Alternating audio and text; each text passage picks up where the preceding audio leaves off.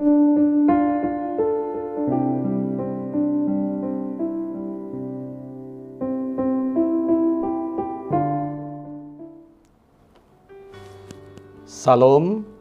selamat pagi, salam damai sejahtera untuk Bapak, Ibu, saudara-saudari yang terkasih. Marilah kita menerima sapaan firman Tuhan melalui renungan harian HKBP Sutoyo hari ini, Jumat 18 November 2022. Kita berdoa. Damai sejahtera Allah yang melampaui segala akal, itulah kiranya yang memelihara hati dan pikiranmu di dalam Yesus Kristus Tuhan kita. Amin. Firman Tuhan yang mau menyapa kita melalui renungan hari ini terambil dari kitab Markus pasal 3 ayatnya yang ke-35. Dalam bahasa Indonesia, barang siapa melakukan kehendak Allah, dialah saudaraku laki-laki, dialah saudaraku perempuan, dialah ibuku. Dalam bahasa Batak Toba, aina mangulahul lomo ni rohani debata, ido anggiku, ido ibotokku, ido dainang. Bapak Ibu saudara-saudari yang terkasih di dalam nama Tuhan Yesus, firman Tuhan hari ini terambil dari perikop Yesus dan sanak saudaranya dalam Markus pasal 3 ayat 31 sampai dengan 35. Yang menceritakan tentang Yesus sedang duduk mengajar orang banyak. Pada saat itu ada orang yang memberitahukan bahwa saudara dan ibu Yesus sedang berada di luar. Pemberitahuan itu tentu direspon Yesus, sekalipun respon itu di luar dugaan dari orang pada umumnya. Yesus justru bertanya, "Siapakah ibuku dan siapakah saudaraku?"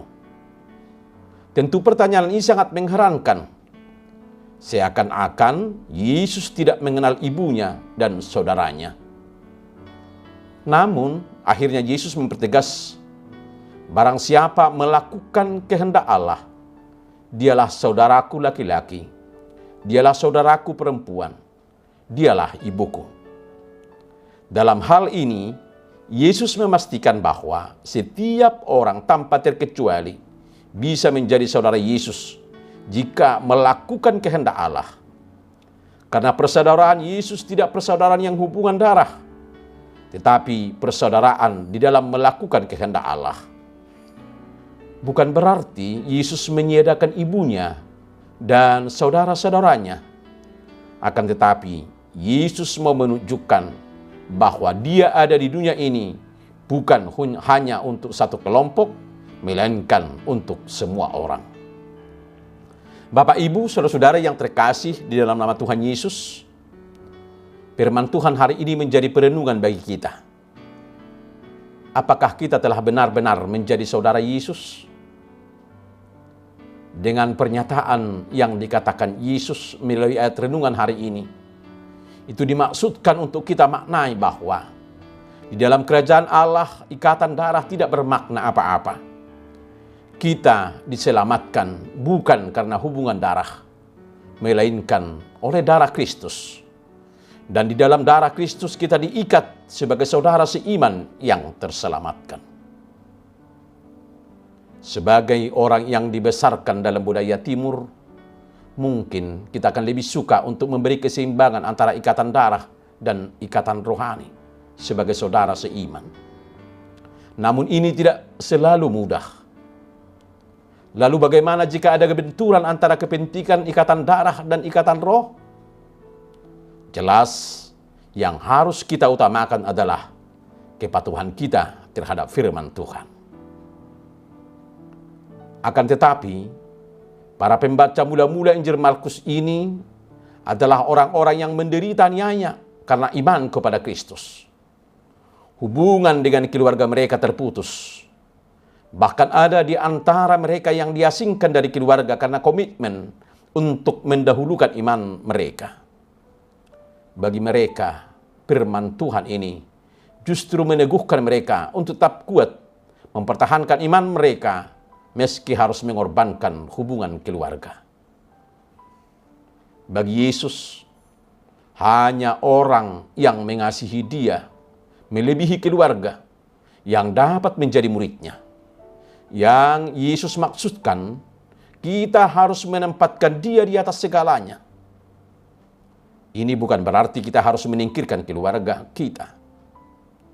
Yang harus menjadi prinsip kita ialah kasih kepada Yesus harus diutamakan. Artinya, seorang Kristen seharusnya tidak menjadikan keluarganya sebagai alasan untuk menempatkan Kristus di tempat yang nomor 2. Saudara, terkadang kita menjadi orang Kristen belum tentu sepenuhnya menjadi saudara Yesus. Akan tetapi lewat renungan ini kita diingatkan akan beberapa hal. Yang pertama, orang percaya sebenarnya menjadi saudara Yesus. Maka kita harus melakukan apa yang Yesus perintahkan. Yang kedua, ketika kita katakan bahwa kita adalah saudara Yesus, maka kita wajib menunjukkan kasih sebagaimana kasih Yesus yang sudah nyatakan kepada kita. Yang ketiga, lewat renungan ini kita diajak untuk memperlakukan semua orang sebagai saudara tanpa ada membeda-bedakan satu sama lain. Amin. Kita berdoa. Bapa yang baik, terpujilah Engkau sampai selama-lamanya. Mampukan kami untuk tetap berjuang taat kepada kehendak-Mu, sehingga kami berjalan di jalan yang lurus, mengarahkan kami pada Kristus, Sang Juru Selamat dan Tuhan kami, yang telah menerima kami sebagai saudara. Tuntun dan arahkanlah kami untuk senantiasa mendahulukan Engkau di atas segala keinginan dan kehendak kami. Dan biarlah hati kami senantiasa selalu meneladani Yesus dalam ketaatan, kasih dan pengorbanan, sehingga sebagai keluarga Tuhan, kami senantiasa menghadirkan kehendak Allah dalam hidup kami. Amin. Salam, salam sehat. Selamat menjalankan hidup yang seturut dan berkenan dengan kehendak Tuhan sebagai saudara. Tuhan Yesus memberkati setiap niat dan perbuatan baik dalam hidup kita. Immanuel.